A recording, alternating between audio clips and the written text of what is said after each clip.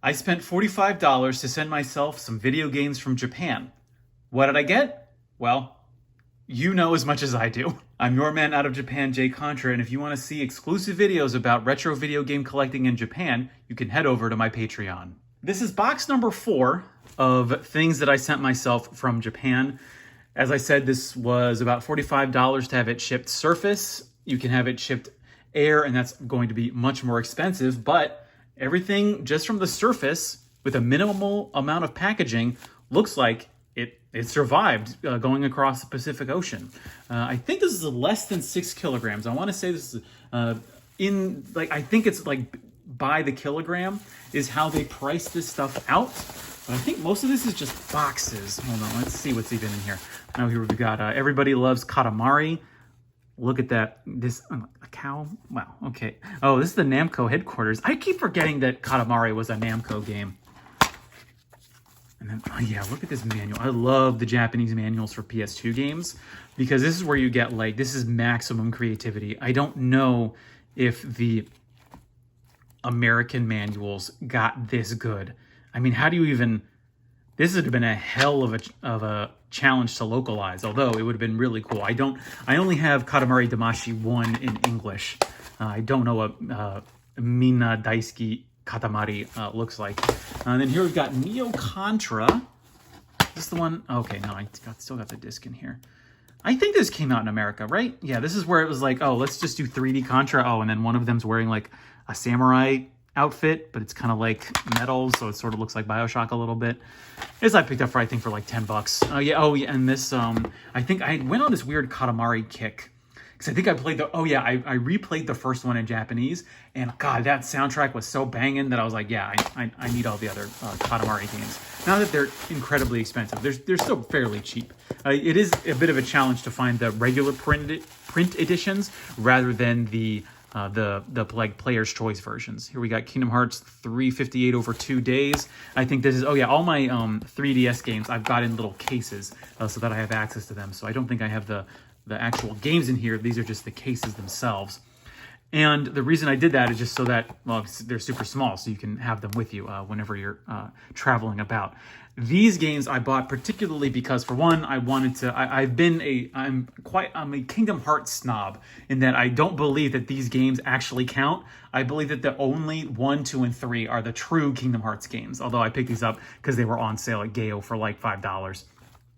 I've said this in previous videos, but every once in a while, the shop Gayo, which is sort of like, it's like a combination of Japan's like Borders, Blockbuster, and GameStop. So you know it's going to be around forever.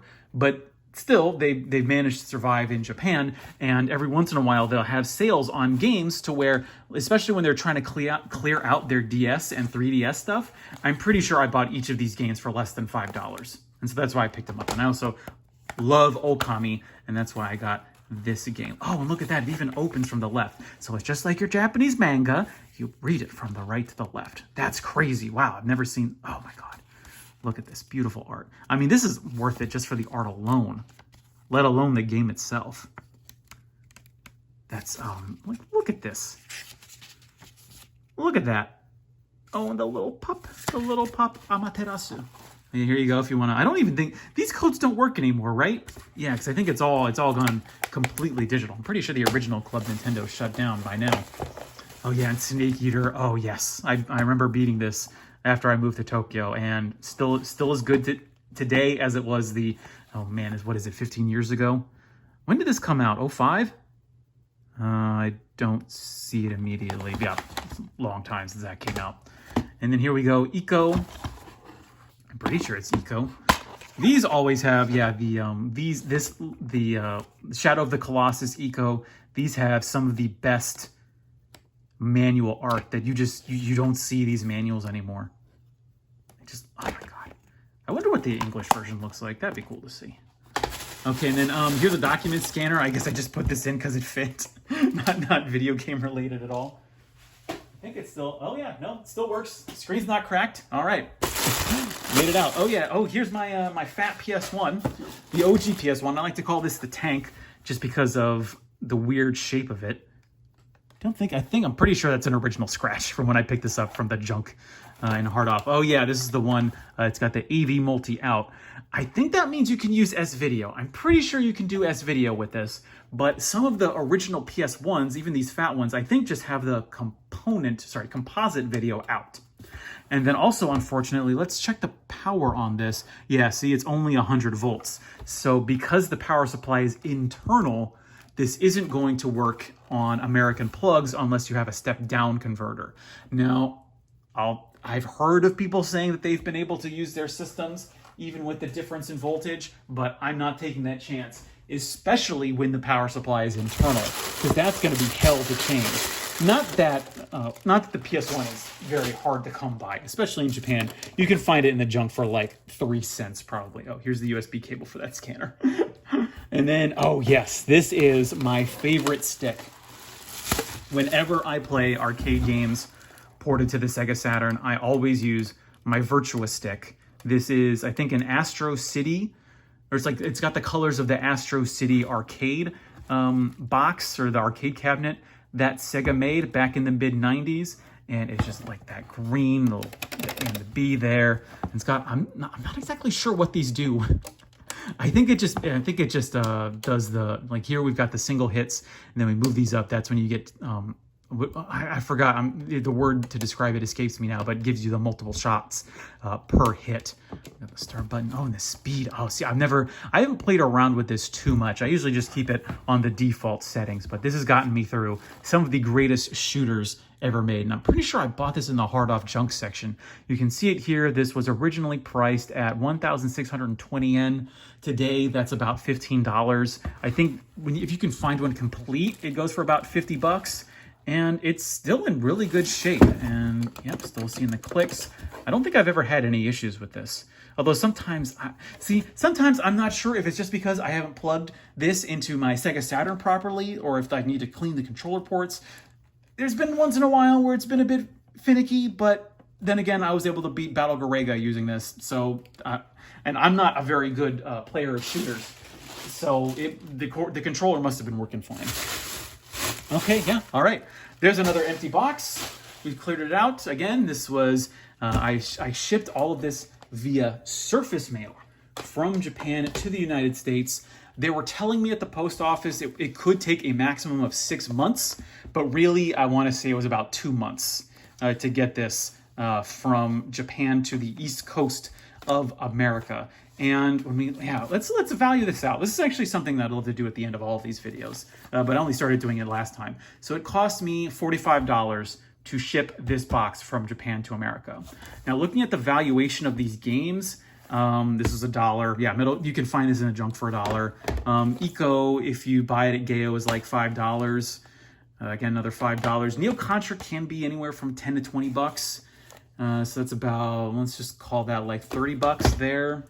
The scanner you can buy used for like 30, 40 bucks. It's not a very advanced scanner.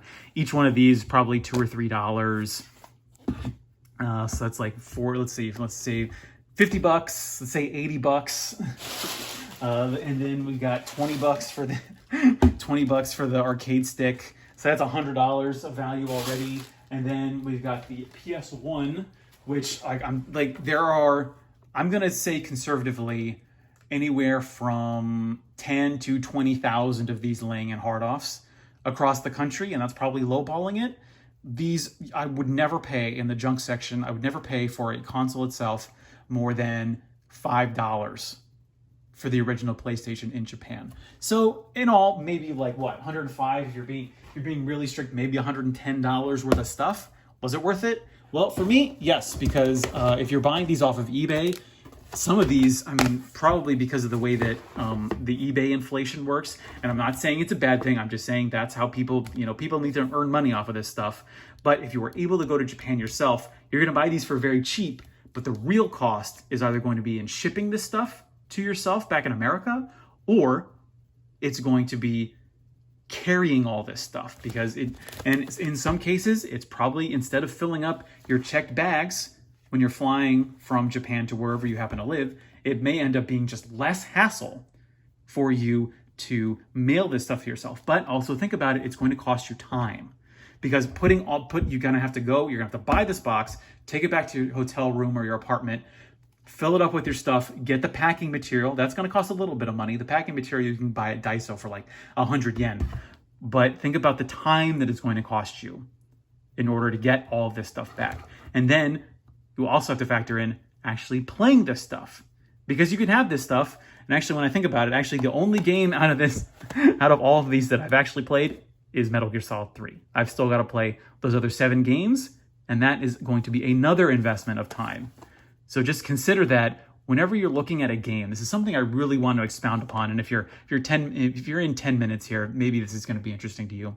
But think not only of the monetary value that you're putting into these games, the monetary cost of these games, but also think of the cost in terms of your time, both in getting these to your home, as well as actually sitting down and playing these. I've been your man out of Japan, Jay Contra. Thanks for watching, and mahalo.